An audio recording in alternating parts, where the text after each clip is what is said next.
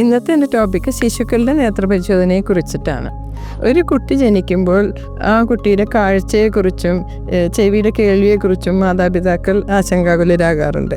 ശിശുക്കളുടെയും ചെറിയ കുട്ടികളുടെയും കണ്ണ് പരിശോധിക്കാൻ പല ടെക്നിക്സും ഉണ്ട്. ഇപ്പോൾ നമ്മൾ ടോർച്ച് അടിക്കുമ്പോൾ കണ്ണ് ഇറുക്കി അടിക്കുകയാണെങ്കിൽ പ്രകാശം കാണുന്നുണ്ട് എന്നുള്ളതിൻ്റെ ഒരു ലക്ഷണമാണ്. അതുപോലെ തന്നെ ഒരു വസ്തുവോ ലൈറ്റോ അടിക്കുമ്പോൾ fixing and following, that's very important. അതായത് ഒരു വസ്തു നോക്കുകയും സൂക്ഷിച്ച് നോക്കുകയും അത് ഫോളോ ചെയ്യുകയും ചെയ്യുന്നുണ്ടെങ്കിൽ കാഴ്ചയുടെ ഒരു ലക്ഷണമാണത്. അതുപോലെ തന്നെ കൃഷ്ണമണി ചുരുങ്ങുക, പ്യൂപ്പിൾ കൺട്രാക്ട് ചെയ്യുക, അതൊരു ഹെൽത്തി ഒപ്റ്റിക് നെർവിൻ്റെ ലക്ഷണമാണ്. കുറച്ചും കൂടി ഒരു 3-4 മാസം ആകുമ്പോഴേക്കും കളർഫുൽ ടോയ്സ്, റെഡ് കളറോ ഒക്കെ ഉള്ള ടോയ്സ് എത്തിപ്പിടിക്കാൻ കുട്ടി ശ്രമിക്കുന്നു. കാഴ്ചയുള്ള ഒരു കുട്ടിയാണെങ്കിൽ അത് എത്തിപ്പിടിക്കാൻ ശ്രമിക്കുന്നു. ചിലപ്പോൾ ഇത് 3-4 മാസമായിട്ടും ഇതൊന്നും ഇല്ല എന്ന് വെച്ചാൽ നമുക്ക് visual Evoque potential VEP test എന്നുള്ളൊരു ടെസ്റ്റ് ചെയ്യാൻ നമ്മൾ അഡ്വൈസ് ചെയ്യാറുണ്ട്. അതെന്താ വെച്ചാൽ തലയിൽ ചില ഇലക്ട്രോഡ്സ് ഒക്കെ ഘടിപ്പിച്ചിട്ട് ചില കളേർഡ് പാറ്റേൺസ് കാണിച്ചാൽ നമുക്ക് ഈ ചില വേവ് ഫോംസ് കാണും. അത് എന്താ വെച്ചാൽ നമ്മുടെ കാഴ്ചയുടെ സിഗ്നൽസ് തലച്ചോറിൽ എത്തിയിട്ട് കുട്ടി അത് മനസ്സിലാക്കേണ്ടതെന്നുള്ളതിൻ്റെ ലക്ഷണമാണ്.